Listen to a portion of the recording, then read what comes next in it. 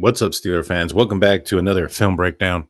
This one's going to be disappointing, obviously. Pittsburgh Steelers lost to the Buffalo Bills in the wild card round. One and done.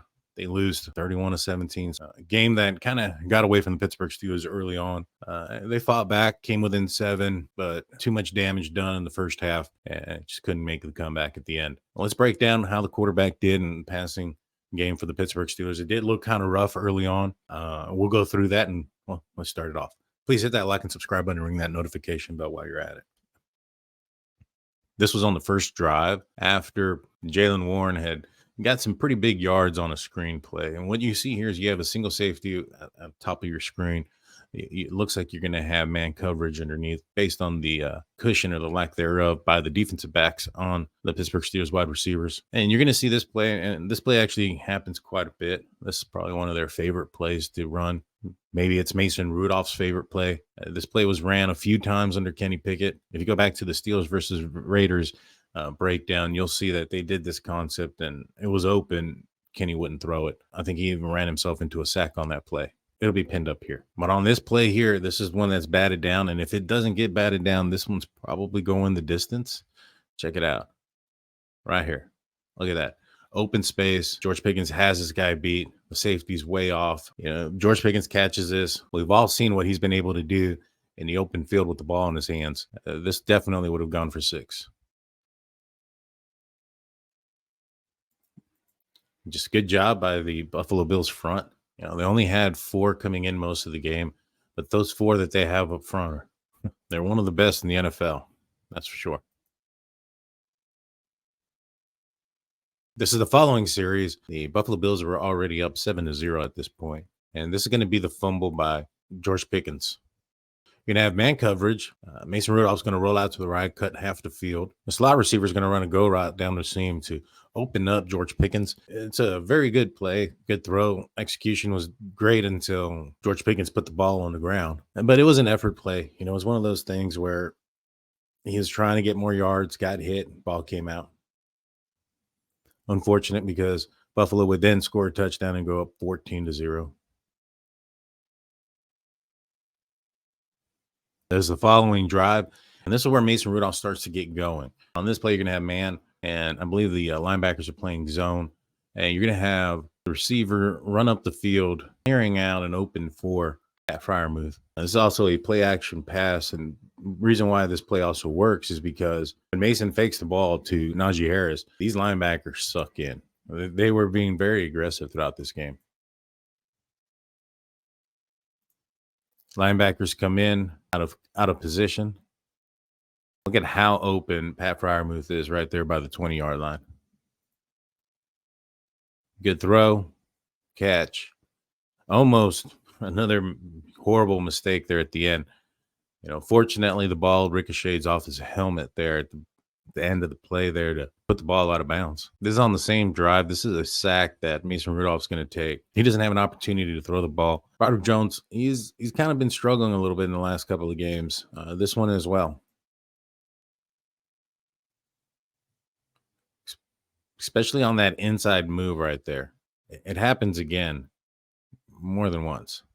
On this play here, I just wanted to kind of show Mason Rudolph's ability to get out of the pocket, get out of some pressure. He's got some pressure in his face. He runs around. Nobody's really open right here. Everybody across the board is covered. So he's got to get out of there and wait for something to happen.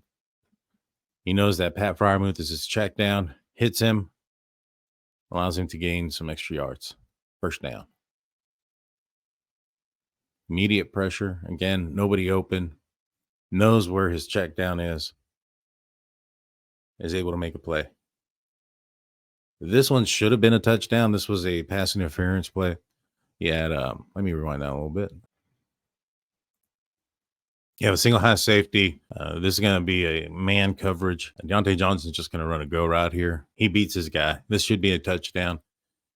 The defensive back knows it. He ends up grabbing the back of the jersey there from Deontay Johnson. We get a pass interference call. Save the touchdown there and not just there, but overall, because in the next passing attempt, it's an interception. What you end up having here is you have, again, man coverage at the top of your screen. Deontay Johnson's going to do a little bit of a comeback, out towards the sideline. And I don't think it's a bad decision or a bad throw. Check it out. This is the ball's already gone. The ball has left Mason Rudolph's hand. It has already traveled a few yards. Deontay Johnson's going to turn back towards the ball and towards the sideline. And look at the position of the cornerback. When the quarterback sees this, he's gonna throw the ball. You throw the ball 10 out of 10 times when you see this. The cornerback, look at his body position. It's facing away from the quarterback, away from the ball. Deontay Johnson is going to have to turn back and come back towards the sideline. So 10 out of 10 times, you're going to have a quarterback throw the ball here. This is going to leave the quarterback's hand. Now, 8 out of 10 times, based on the fact of what you're seeing here, this is going to be a touchdown. However, you are playing against professionals. These guys are getting paid millions of dollars as well to do a job. And this guy just made a play.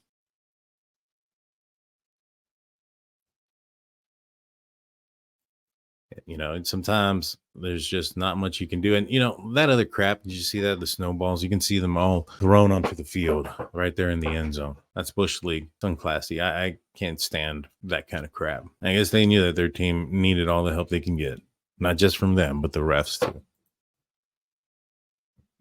All right, so next time that they have the ball, they do get it into the end zone. This is after the blocked field goal attempt. Again, man coverage over the top on Deontay Johnson, and Mason Rudolph just makes the right throw, right read.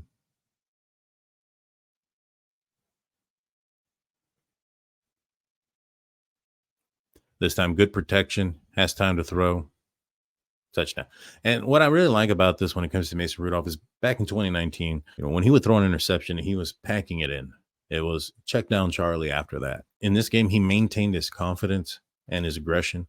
Mike Tomlin said in his press conference that Buffalo put him in a situation where they had to go vertically with the ball more than they had wanted to. The game plan wasn't for Mason Rudolph to throw the ball as much as he was, or the amount of times, or the area in which he was throwing it. The game plan was going to run the ball. Now, I think that they anticipated a snowstorm and that throwing the ball was going to be a limited type of thing. Then the state of New York decides to change it up and allow and put it on the next day where the weather was a little bit more favorable. And I understand that. But there was rumors for days that something was going to happen, but nobody told the Steelers. Whether it was going to be moving to Cleveland or Atlanta, doesn't matter. I think that those rumors were coming out because I think that maybe perhaps the Bills had a warning a little bit earlier than the Steelers that this was going to be moved to a day where snow may not be a factor. And maybe that's why their game plan works so much better, through the air. And then the Pittsburgh Steelers, not big into conspiracies, but the way the refs ended this game, is it that the ratings and Roger Goodell wanted a Josh Allen, Patrick Mahomes matchup in the next round? I think so. Let me know in the comment section what you guys think about that. Hit that like and subscribe button while you're at it. Let's continue this. On this play here, another good read and throw by Mason Rudolph. These throws here that he's making are between the numbers and the hash, are throws that none of the other quarterbacks were making, not just Pickett, but Mitchell Trubisky as well. These throws here in this area require a little bit of anticipation and a lot of accuracy. So what you have on this play is a play action pass, which the safety's going to bite on it. He stops, he has to run back. But by that point, Deontay Johnson's wide open. Let's put that back a little bit. Realize, oh no, safety right here over Pat Freiermuth. It's not a run, it's a pass. Has to get back. Deontay Johnson is right there for the reception. Yards after catch, first down.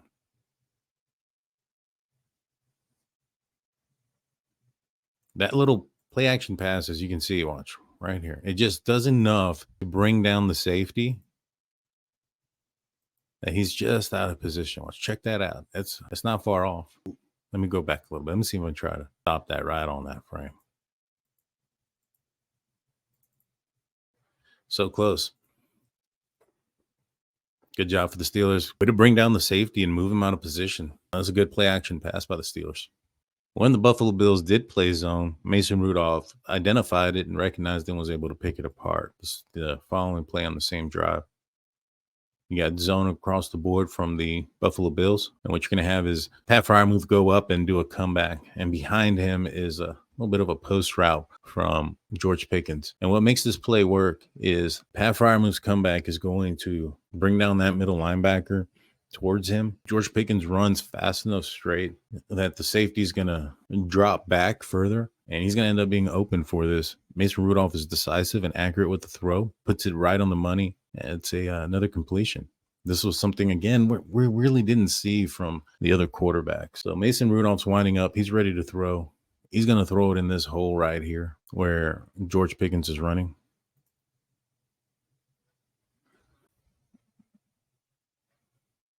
There was some pressure in Mason Rudolph's face during this play. So this what makes this pass even more impressive is that he was doing this under pressure. Stayed cool, calm, and collective in the pocket. Another inside move on Broderick Jones. Man, gets by him. That's on tape. So Broderick Jones is going to have to figure that out and fix that because defense are going to exploit that every single time. On this play, here's an example of Mason Rudolph not seeing anything initially come down, open up the field, and moves in the pocket, sees an open guy, which is going to end up being George Pickens. Let me rewind that in just a second. He's going to be coming into the middle of the field, and that's when he does come open. But at this moment here, he's not open. Mason Rudolph running up into the pocket, allowing for this play to develop. And this is a very long developing play. And as you can see, it's third down. It's 3rd and 12.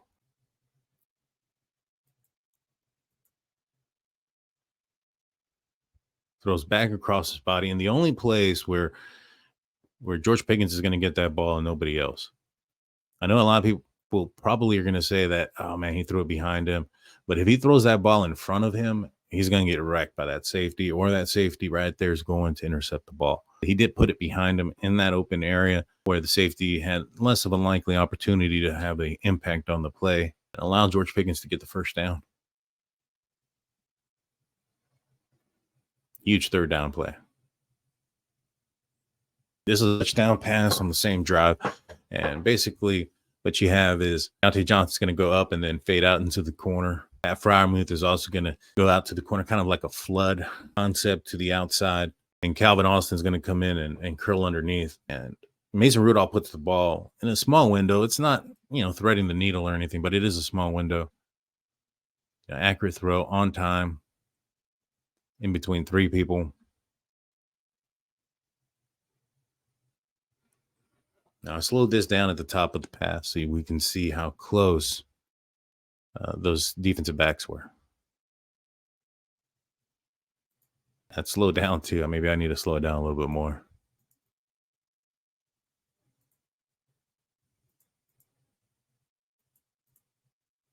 So that defensive back is right there. And he puts it on the other shoulder. That linebacker is going to take Calvin Austin out there.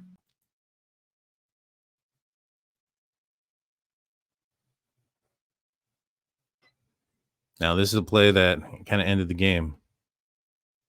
4th down. George Pickens gets held all the way through, pass interference. This wasn't a penalty, but the officials strongly considered the Miles Jack play where Josh Allen put the ball in the stands as almost a pass interference, end up throwing a holding penalty on that play because they had to throw something, right? There had to be a flag, even though on replay, you can definitely see there was no contact there. They both just fell. Maybe some incidental stuff with their feet, which is not a flag. Yet they talked about it for a very long time, and they had to convince somebody that was not a pass interference. The ball clearly landed freaking in the stands. But yet when something like this happens, it's cool. No penalty. I think George Pickens has a point, with what he said after the game.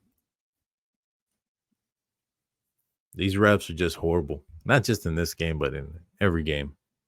And like I said, the NFL wanted their Josh Allen versus Patrick Mahomes matchup. They got it. What do we know about the 2024 Steelers? We know that Mike Tomlin's coming back. He said that in his press conference. There's a big question mark at quarterback position. A lot of people want to see Kenny Pickett back. A lot of people want to see Mason Rudolph back based on the comments that I'm getting, things like that. Even the players, Jaylen Warren, Deontay Johnson, fully expect Mason Rudolph to be back and be the starter. He has gained the confidence of the team, the players, the coaching staff, everybody. And now it'll be up to the Steelers to see if they're going to pay him and to keep him around. I for one, hope they do. The Steelers let Cam Sutton go and try to replace him with Patrick Peterson and Levi Wallace. Imagine what Cam Sutton and how this defense would have looked with Cam Sutton across the field from Joey Porter Jr. How big of an impact would that have been this year? How could have some of the games changed just solely on that? Just didn't want to pay him. Terrell Edmonds, and a guy that was available, missed very few games with his tenure with the Pittsburgh Steelers in a year where the Steelers had players going down left and right in the secondary and as middle linebackers. What kind of help could Terrell Edmonds have been? Don't let it happen again, Pittsburgh. Don't let somebody out the door that can get the job done. Now, I'm not saying don't draft anybody or don't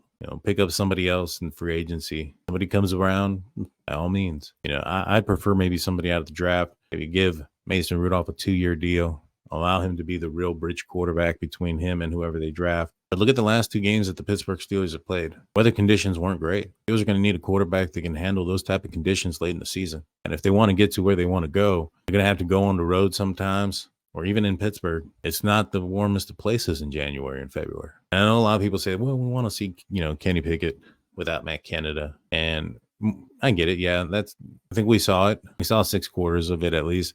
And he put up 16 points and 3 points in the first half against Arizona. I mean, you're looking at 19 points over a span of 6 quarters, full quarters, without Matt Canada. I don't know, man.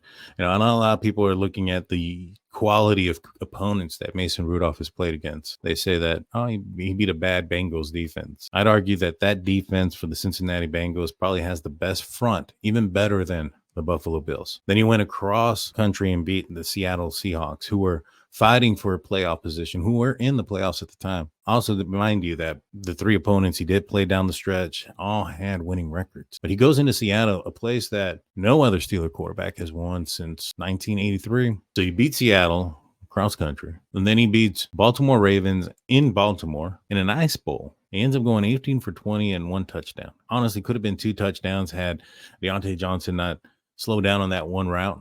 Continue to go, it would have been 2 touchdowns and well over 200 yards. But regardless of that, goes in there and he beats the Baltimore Ravens, the number 1 seed in the AFC. I know a lot of people saying, it wasn't Lamar. Man, last year when Kenny Pickett won against Baltimore in Baltimore, wasn't it also against Tyler Huntley? Was it Lamar in that game?